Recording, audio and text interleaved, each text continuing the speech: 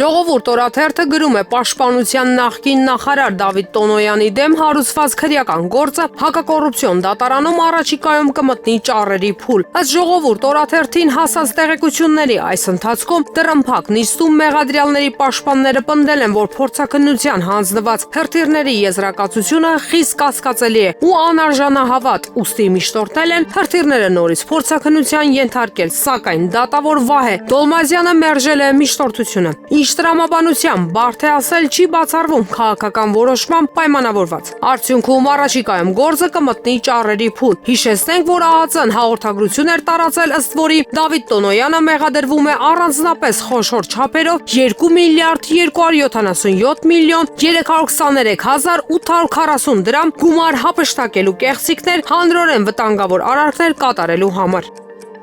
Հրապարակ թերթը գրում է վարչապետի աշխատակազմից խուսափում են հայտարարել Նիկոլ Փաշինյանը մասնակցելու է մայիսի 9-ին Մոսկվայում կայանալիք շքերթին։ Միայն ազգային ժողովի նախագահն է կարծիք հայտնել, թե ճիշտ կլինի, որ Փաշինյանը մասնակցի։ Մեզ ասացին, որ հապաղումը պայմանավորված է ոչ այնքան ՔՊԸ արկա տարակարծություններով, քանի որ սորոսականները դեմ են Մոսկվա գնալուն, որքան արտաքին գործընկերների սպառնալիքներով, որոնք հայտարարել են, որ շքերթին որևէ ղեկավարի մասնակցությունն անհետևանք չի մնա։ Փաշինյանի վիճակն ավելի է բարդացել այն բանից հետո, երբ իրենց մասնակցությունը չեղարկեցին Հնդկաստանի, Հունգարիայի, Սլովակիայի վարչապետերը։ Կայա Կալասի եւ Զելենսկու սպառնալիքները ըստ էության արդյունք են տվել, սակայն Փաշինյանը հակված է մեկնել, եթե ֆորս մաժոր չլինի։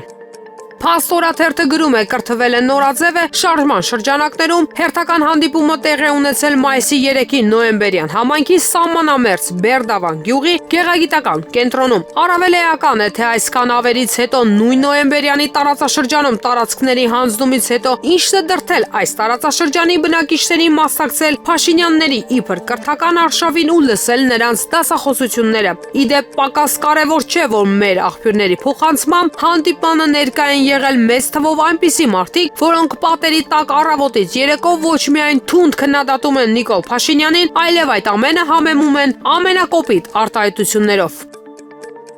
Ժողովուրդ օրաթերթը գրում է ազգային ժողովում բարձրագույն դատական խորհրդի անդամ են ընտրելու։ Ազգային ժողովի ՔՊ խմբակցությունը որոշում է կայացրել բարձրագույն դատական խորհրդի անդամի թափուր տեղերում առաջադրել Աշոտ Հայրապետյանի, Արմենուհի Հարությունյանի եւ Անահիտ Աբրահամյանի թեկնածությունները։ Այսօր կներկայացվեն թեկնածուները ու թերևս միայն ՔՊ-ականները կընտրեն բարձրագույն դատական խորհրդի անդամին։ ՔՊ-ական մեր աղբյուրները փոխանցում են, որ խմբակցությունում դեռևս չեն կողմնորոշվել, թե ում են ընտրելու։ Ըստ հասած տեղեկությունների որոշել են լսել, հետո կրկին հավաքվել եւ որոշում կայացնել։